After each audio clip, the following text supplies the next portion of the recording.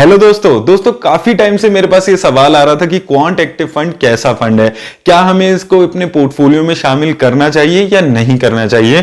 तो इस वीडियो में मैं आपके सारे सवालों के जवाब देने वाला हूं। तो इस वीडियो में हम डिटेल में देखेंगे क्वांट एक्टिव फंड के बारे में, इसने कहां इन्वेस्टमेंट की हुई है, इसकी इन्वेस्टमेंट स्ट्रेटेजी क्या है, इसने कैसी रिटर्न्स दी है, और एंड में मैं आपको यह भी बताऊंगा कि क्या आपको इसमें इन्वेस्ट करना चाहिए या नहीं।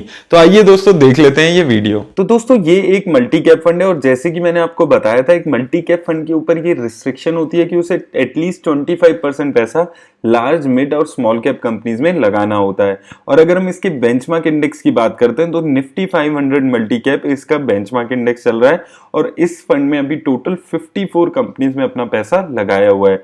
अगर हम इसकी लॉन्च डेट की बात करें तो जनवरी 2013 में इसका लॉन्च हुआ था। और अगर हम यहाँ पर इसके फंड मैनेजर्स पे बात करते हैं तो मिस्टर अंकित पांडे इस फंड को हैंडल कर रहे हैं, और ये इस फंड को मई 2020 से हैंडल कर रहे हैं।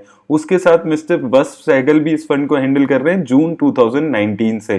तो यहाँ पर एक ये बहुत बड़ा नेगेटिव पॉइंट हो जाता है इस फंड का कि हालांकि ये फंड काफी पुराना फंड है, आप देख सकते हैं 8-9 साल से चल रहा है, लेकिन उसके बावजूद जो अभी करंट फंड मैनेजर्स हैं वो रिलेटिवली काफी नए हैं। तो कंसिस्टेंसी यहाँ पर हमें फंड मैनेजर्स की नहीं दिख रही है इस फंड में। अब दोस्तों अगर हम यहाँ पर इसके फंड साइज पे बात करते हैं तो ये फंड अभी 1000 करोड़ के आसपास का एसेट अंडर मैनेजमेंट हैंडल कर रहा है। अब दोस्तों अगर हम इसकी मार्केट कैप वाइज एलोकेशन पे यहाँ पर बात करते हैं तो लार्ज कैप कंपनीज में ये फंड 43% पैसा लगा रहा है, वहीं मिड कैप कंपनीज में 35% पैसा और स्मॉल कैप कंपनीज में 21% पैसा। तो दोस्तों रिसेंटली 2-3 महीने में ये इस फंड में एक मेजर चेंज मैंने देखा कि पहले ये मेजर पैसा अपना स्मॉल कैप और मिड कैप में लगाता था, लेकिन रिसेंट में इसने अपनी एलोकेशन को चेंज करके लार्ज कैप कंपनीज में यहाँ पर अच्छी खासी एलोकेशन कर ली है। वहीं दोस्तों अगर हम इसकी एक्सपेंस रेशियो पे यहाँ पर बात करते हैं तो इसकी एक्सपेंस रेशियो अभी 0.5% चल रही है। वहीं कैटेगरी एवरेज की अगर हम बात करें तो 0.8% कैटेगरी एवरेज एक्सपेंस रेशियो इस फंड की चल रही है। तो कैटेगरी एवरेज से काफी सस्ता है अभी ये अगर हम फंड की बात करते हैं। वहीं दोस्तों अगर हम इसकी एग्जिट लोड की बात करते हैं तो ये एक बहुत पॉजिटिव बात हो जाती है इन्वेस्टर्स के लिए कि यहाँ पर कोई भी एग्जिट लोड नहीं लगता है। लेकिन मैं आपको हमेशा से बोलता हुआ आया हूँ कि एक लॉन्ग टर्म इन्वेस्टर्स को कोई फर्क नहीं पड़ता अगर कोई फंड 1 साल में पैसा निकालने पे कोई एग्जिट लोड भी चार्ज कर ले तो। अब दोस्तों आइए हम इस फंड की थोड़ी इन्वेस्टमेंट स्ट्रेटेजी को समझने की कोशिश करते हैं इस फंड की रिस्क रेशियोज के हिसाब से। तो दोस्तों अगर हम इसकी रिस्क रेशियोज पे बात करें तो इस फंड का स्टैंडर्ड डेविएशन चल रहा है अभी 21.08, वहीं शार्प रेशियो इसका 1.08 है और टर्नओवर रेशियो इसका 289% के आसपास है। और अगर हम इसको कैटेगरी एवरेज से कंपेयर करते हैं तो कैटेगरी एवरेज स्टैंडर्ड डेविएशन 17.68 चल रहा है। दोस्तों स्टैंडर्ड डेविएशन किसी भी फंड का हमें यह बताता है कि वो फंड कितना ज्यादा वॉलेटाइल है रिटर्न देने के मामले में, और ये जितना कम होता है उतनी एक अच्छी फंड की स्टेबिलिटी दिखाता है। तो यानी कि ये फंड ज्यादा वॉलेटाइल है अगर हम इसको कैटेगरी एवरेज से कंपेयर करते हैं। वहीं दोस्तों शार्प रेशियो किसी भी फंड का ये बताता है कि एक फंड रिस्क एडजस्टेड रिटर्न कितनी जनरेट कर पा रहा है, और ये जितना ज्यादा होता है उतना ही एक फंड की कम रिस्क लेके ज्यादा रिटर्न जनरेट करने की कैपेसिटी यहाँ पर दिखाता है। तो यहाँ पर इस फंड की जो शार्प रेशियो है वो बेटर दिख रही है। वहीं दोस्तों टर्नओवर रेशियो किसी भी फंड की ये बताती है कि एक फंड कितनी ज्यादा एक अपने पोर्टफोलियो में बाय और सेल करता है, और एक कम टर्नओवर रेशियो किसी भी फंड की बाय एंड होल्ड की स्ट्रेटेजी को दिखाता है। तो यहाँ पर इस फंड की जो टर्नओवर रेशियो है ये बहुत ज्यादा है, 300% के आसपास आप देख सकते हैं इसकी टर्नओवर रेशियो है।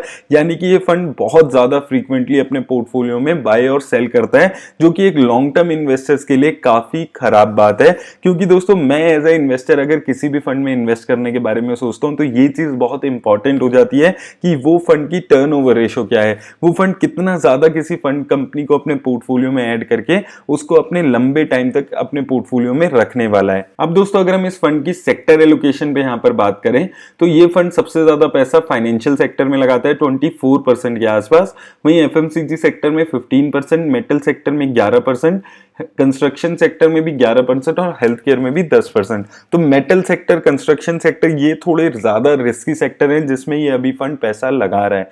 अब दोस्तों अगर हम टॉप 10 कंपनीज यहां पर देखते हैं तो आप देख सकते हैं सबसे ज्यादा पैसा इसने अभी वेदांता में लगाया हुआ है 7.78% के आसपास, वहीं SBI, Reliance industry, Fortis healthcare, ITC, ICIC bank जैसी कंपनीज में इसने अच्छा खासा एलोकेशन किया हुआ है। तो दोस्तों आप यहां पर देख सकते हैं कि बहुत ज्यादा फ्रीक्वेंटली ये फंड अपने पोर्टफोलियो में चेंजेस करता है, है। अब पिछले महीने से इस महीने तक वेदांता में इसने लगभग 3-4% ऐड किया है, रिलायंस इंडस्ट्रीज को ऐड किया है और SBI में भी अपनी काफी सारी इसने लोकेशन बढ़ाई है।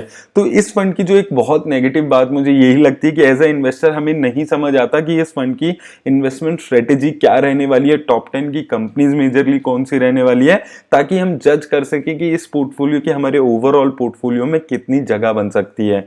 अब आइए दोस्तों, अगर हम इस पे रिटर्न्स पे यहाँ पर बात करते हैं तो अगर आपने 10,000 रुपए से इस फंड में इन्वेस्टमेंट की होती तो एक साल में वो पैसा इस फंड ने आपका 19,000 के आसपास बना दिया है। वहीं 5 सालों में ये पैसा आपका 29,000 के आसपास हो गया है। यानी कि 5 सालों में इस फंड ने आपका जो पैसा है वो 24% के रेट पे बढ़ाया है। और अगर आपने इस फंड की इंसेप्शन पे यानी कि जनवरी 2013 में ही इन्वेस्ट कर दिया होता तो वो पैसा इस फंड ने आपका 56,000 के आसपास बना दिया है। तो रिटर्न अगर हम देखेंगे इस फंड की आपको अच्छी दिख रही होगी, लेकिन ये जो रिटर्न इस फंड ने जनरेट की है इसका सिर्फ रीजन ये है कि पिछले 1 या 2 सालों में ये फंड बहुत अच्छी रिटर्न्स दे रहा है। अगर हम लॉन्ग टर्म में देखते हैं कि हर साल कैलेंडर ईयर वाइज, तो ये फंड इतनी खास रिटर्न नहीं दे पा रहा है। अब दोस्तों, अगर हम इसकी SIP इन्वेस्टमेंट पे यहाँ पर बात करते हैं तो अगर आपने इस फंड में 1,000 रुपए पर मंथ से शुरुआत की होती तो 5 सालों में आपकी 60,000 की लागत इस फंड ने 1,34,000 के आसपास बना दी है। 32% के आसपास की रिटर्न इस फंड ने जनरेट करके दी है। तो दोस्तों, इस फंड ने रिटर्न बहुत अच्छी जनरेट की है। मल्टी कैप कैटेगरी में सबसे अच्छी रिटर्न देने वाला ये फंड चल रहा है। लेकिन दोस्तों, मैं फिर भी आपको एक बार ये जरूर बोलूंगा कि अगर आप बहुत ज्यादा रिस्क लेने वाले इन्वेस्टर हैं तो ही आप इस फंड में इन्वेस्ट करें, क्योंकि इस फंड की जो टर्नओवर रेशियो है वो बहुत ज्यादा है, बहुत फ्रीक्वेंटली अपने पोर्टफोलियो में चेंजेस करता है। और अगर आप इस फंड को अपने पोर्टफोलियो में ऐड भी करते हैं तो आप इसको अपने कोर पोर्टफोलियो का हिस्सा ना बनाएं। यानी कि अगर आप लॉन्ग टर्म के लिए सोच रहे हैं, आप रिटायरमेंट प्लानिंग कर रहे हैं, आपको बेटी की शादी करनी है, इस टाइप के गोल्स के लिए इस फंड को अपने पोर्टफोलियो में ऐड ना करें। अगर आपको 2-3-4 साल का कोई गोल है जिसके लिए आप थोड़ा एग्रेसिवली इन्वेस्ट करना चाहते हैं तो ऐसा फंड आप उस अपने गोल के लिए इन्वेस्ट कर सकते हैं। मेरी तरफ से दोस्तों आज बस इतना ही। अगर इस वीडियो से आपको हेल्प मिली हो तो इसे लाइक और शेयर जरूर कर दें। धन्यवाद।